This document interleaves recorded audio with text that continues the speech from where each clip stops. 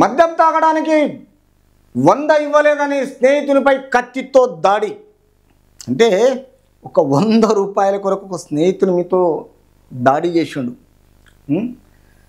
100 కోసం కత్తితో స్నేహితునిపైనే దాడి చేసిన ప్రబుద్ధుని ఉదంతం టప్పచెబుత్ర పోలీస్ స్టేషన్ పరిధిలో శుక్రవారం జరిగింది. అంటే ఈ విషయంలో ఇద్దరు చాలా జిగిరి ఫ్రెండ్స్ ఒక 100 రూపాయల గురించి ఫ్రెండ్షిప్ను ఆలోచన చేయకుండా ఆవేశంతో ఆ 100 ఇవ్వలేదని తాగుడుకు బానిస అయిపోయి మటన్ దుకాణంలోకి వెళ్ళి ఒక కత్తి తీసుకొచ్చి అతన్ని నరకడానికి ప్లాన్ చేశాడు.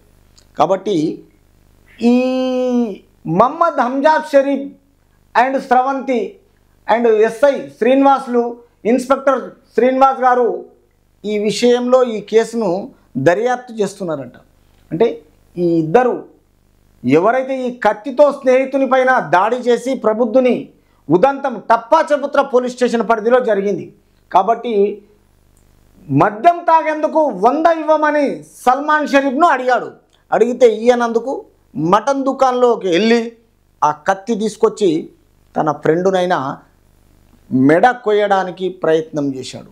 చేసి ఈ 100 గురించే ఒక ఫ్రెండ్షిప్ వాల్యూ తెలియకుండా వీళ్ళు ఈ 100ల గురించి తాగుడుకు బానిస అయిపోయి తెలంగాణ రాష్ట్రంలో తాగుడు ఇంత చండాలంగా ప్రవర్తనతో చెడు ప్రవర్తనతో ఒక 100 రూపాయల గురించి ఒకరి ప్రాణం తీసుకోవడానికి ప్లాన్ చేస్తున్నారు. అంటే తాగుడుకు బానిస అయినోడు ఇంత లైఫ్ గురించి ఆలోచన లేకుండా అయిపోయింది.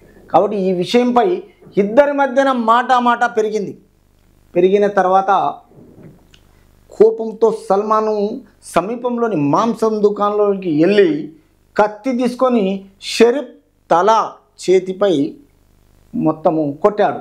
గాయాలపైన షరీఫ్ ఆసుపత్రిలో చికిత్స పొందుతున్నాడు. పోలీసులు మాత్రం ఈ కేసు దర్యాప్తు చేస్తున్నారు.